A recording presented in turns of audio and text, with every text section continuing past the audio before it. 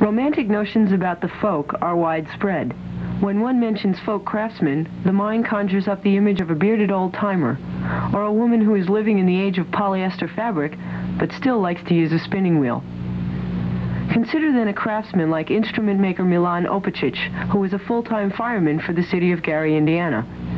His station is only a few blocks from downtown Gary, the site of the world's largest steel mills, and it is this environment which surrounds Milan when he works.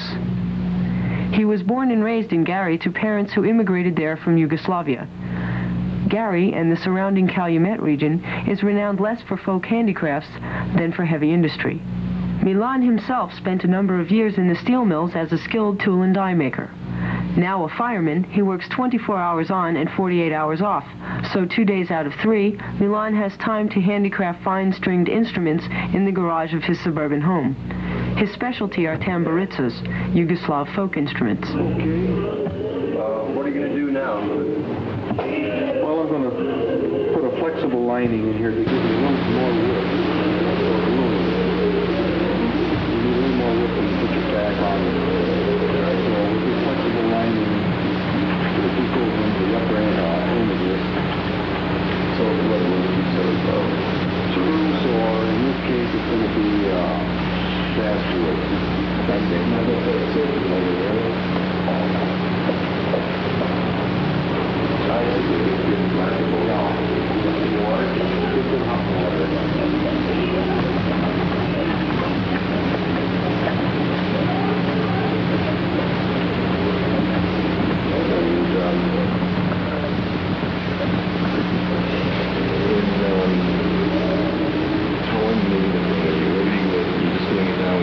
I'm just setting it in without any glue at all. Oh, really? It dries out. Then after it dries out, then I put the glue on.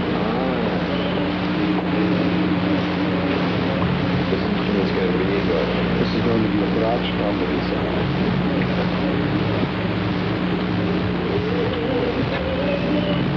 These clamps are very handy. I wish I knew I could get some more. They're used by automotive makers for upholstery work, I believe. They're ideal for this line of work. How many instruments do you have in the works right now? 50 and a possible 20 more over the month. That's amazing. Always behind, though. Always behind. Are there, I'm going to done in a week or two. Well, unless I get my supply of lacquer, there won't be any done.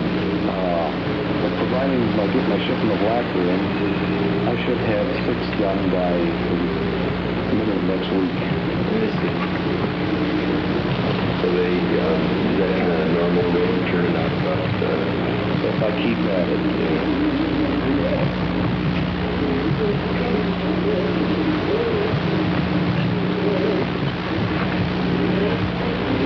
that takes care of one side. Though he was never formally an apprentice, Milan was inspired and aided by a Chicago Tamburitza maker, Ivan Lod. This particular mold is one of the original molds that this gentleman in the picture used. He made thousands and thousands of instruments out of. what's his name?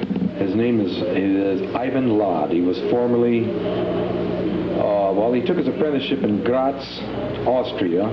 Then he came to the United States and opened up his own business in the area of 17th and Racine, which was a large Yugoslav population.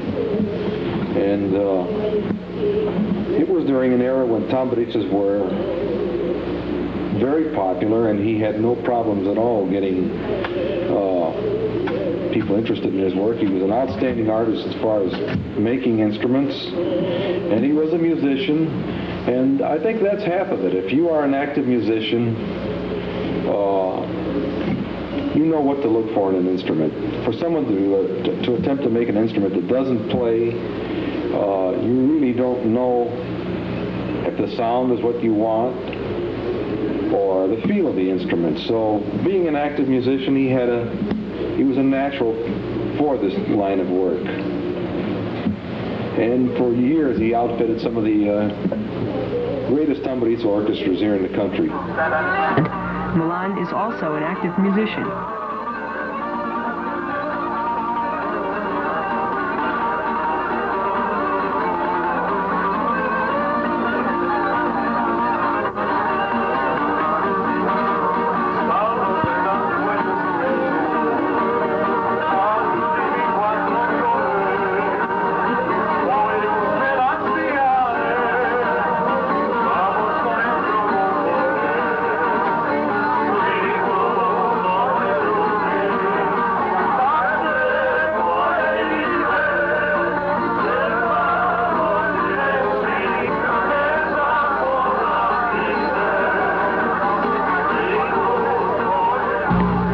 His musicianship is no less noted than his craftsmanship.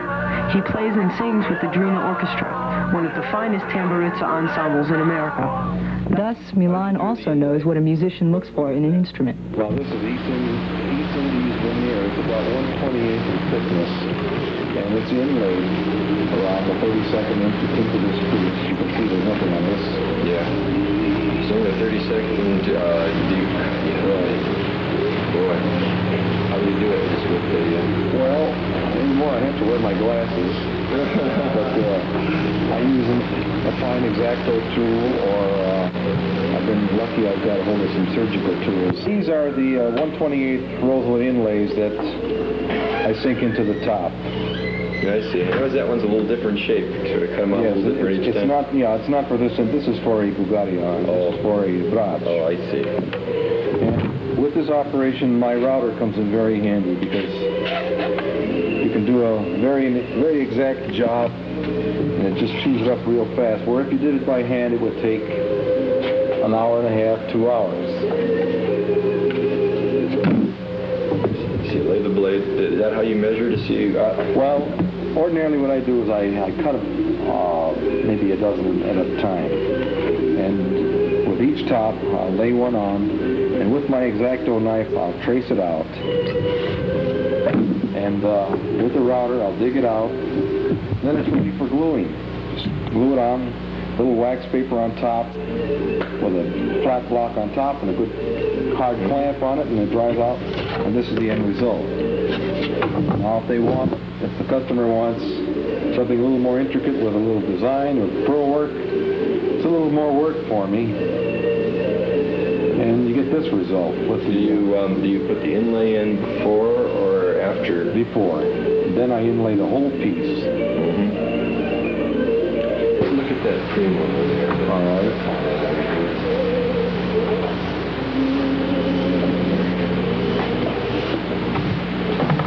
Well, this is pearl work with a little poured plastic here. It's the modern day type of thing that's come about luckily for instrument makers. And this is poured, and after it's sanded down, you get this fine line in there.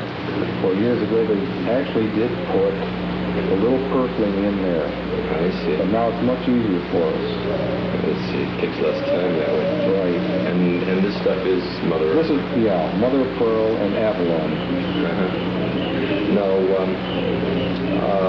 this is your own style of cream, right? No, this here was designed originally by Ivan Lod. Oh, Lod, okay. Yeah, he designed this model, and since I did acquire all his patterns and molds, about 2 years ago I thought I'd get onto this model, and it's been a real seller. Mm-hmm. It's well liked. It's a natural because it has a cutaway here, allowing the people to play the instrument to get on the high registers. Mm-hmm. Plus it has with this little curlicue, which is more or less a takeoff on the Gibson mandolin. It's a modern type Tamburitza instrument. Do you think that Lod saw the Gibson mandolins and liked the idea, or do you think maybe they got the idea from you? Well, you know, in talking to him years ago, I think he thought he came up with it first. Who knows? I see. All those Gibson would probably dispute that. Yeah.